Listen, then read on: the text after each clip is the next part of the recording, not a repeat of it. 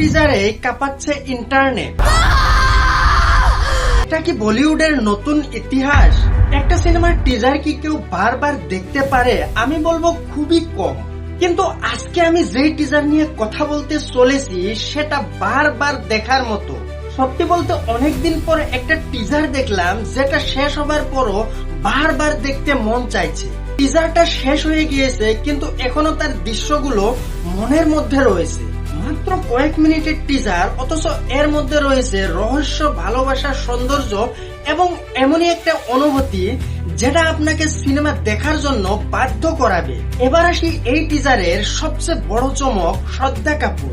সত্যি বলছি, এই টিজারে তিনি যেন নিজেকেই ছাড়িয়ে গিয়েছেন। এক একটা দৃশ্যে এক এক রকমের লুক, এক এক রকমের অভিব্যক্তি, আর প্রতিটা ফ্রেমে এমন একটা উপস্থিতি যেটা থেকে চোখ সরানোটা কঠিন। কোথায় গেল সেই মানুষগুলো যারা বলতো যে শ্রদ্ধা কাপুর শুধু রোমান্টিক সিনেমাই ভালো, আর যারা বলতো তিনি শুধু হালকা ধরনের চরিত্রতেই মানায়? এই টিজারটা যেন তাদের জন্য সরাসরি জবাব। কারণ অভিনয় মানে শুধু বড় বড় ডায়লগ বলাই নয়, অভিনয় মানে হলো কোনো কিছু না বলেও দর্শকদের মনে জায়গা করে নেওয়া। আর এই টিজারে শ্রদ্ধা কাপুর ঠিক সেটাই করেছে।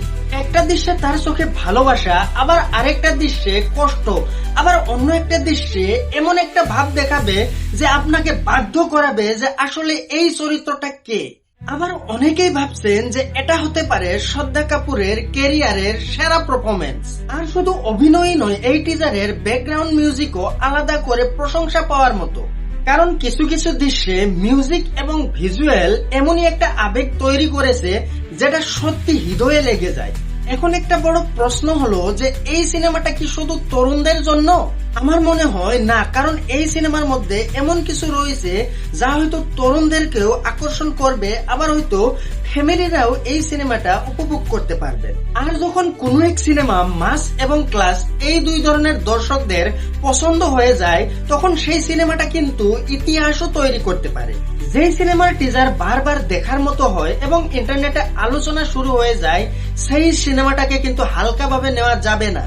হয়তো আমরা একটা বড় ব্লকবাস্টারের জন্ম দেখতে চলেছি, অথবা এমনই একটা সিনেমা দেখতে চলেছি যেটা হয়তো মানুষ বছরের পর বছর মনে রাখবে। তোমাদের কি মনে হয় এই সিনেমাটা সত্যি বলিউডে কি নতুন ইতিহাস তৈরি করতে পারবে, নাকি এটা শুধু একটা বড় হাইপ?